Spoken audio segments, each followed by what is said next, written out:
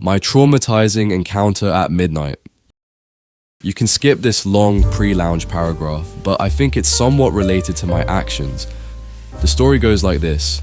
Me and my friend went on a cycling night ride, which turned out to be much more than just a chill night ride. We started the ride at around 9:15 p.m, chilling and recording videos.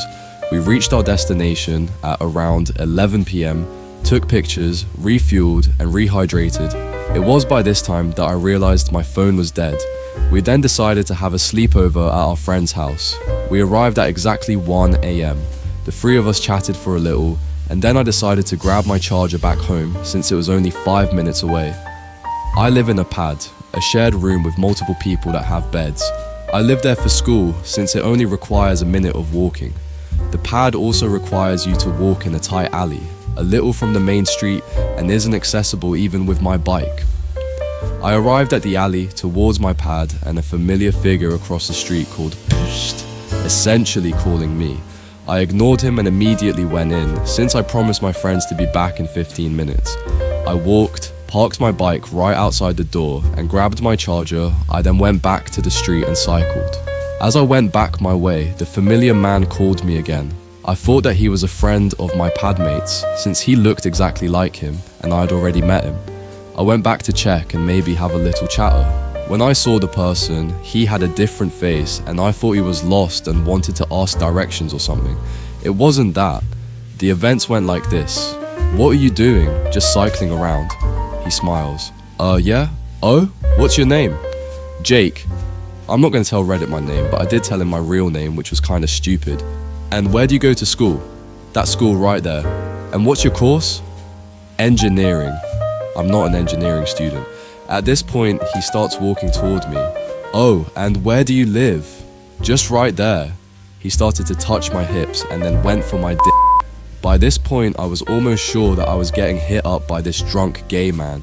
I looked around to see if there are people seeing me. "And where do you really live?" he asked again, still stroking my dick. I mentioned my dad's hometown. "Can we fuck?" he asked. I was dumbfounded. Is this person for real? I'm already visually uncomfortable and he asked me that? "Can we do a quickie? Just right there, come on." No, I can't." "Can we? Fuck, you're so hot." I actually have friends waiting around the corner. I bluffed, but it didn't work. "It'll be quick, let's go." No, please no," I told him in a calm voice. "I can give you my number if you want." I tried to de-escalate. Maybe he just wanted me romantically. "No, I want to have a quickie right there." He still insisted. I then saw a yellow light behind me. It was faint, but it made me feel calm. I instinctively went up and went back to my friend's house. As I looked back, he opened his phone and called someone. Now that I think of it, his phone screen was white when he put it up to his ear.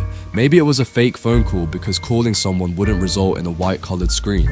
But I thought that he was calling an apprentice. I thought of the worst. Am I gonna get raped this night? I sprinted like my life depended on it and took a different route. A 6-lane unlit street that is only used by trucks. I almost vomited. The experience was gross. I felt like crying, but no tears fell out. I constantly checked my back if someone was there, maybe his accomplice, or maybe a police car just randomly patrolling. I then took on the most well-lit street. Even though it was the longer route, it was a street that had banks and grocery stores that were open 24/7. I'm glad that I survived that encounter, but I would rather not have to go through it. It was a real life lesson. If some person calls you, even if they look familiar, don't go near them. We can already communicate wirelessly. Text them and ask them why they were calling you just to verify if it really was them.